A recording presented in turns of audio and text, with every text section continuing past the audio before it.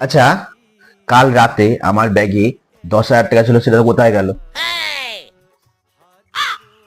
আরে কাল রাতে আমার ব্যাগে 10,000 টাকা ছিল, সেটা কোথায় গেল? শুনতে পাচ্ছ না তুমি?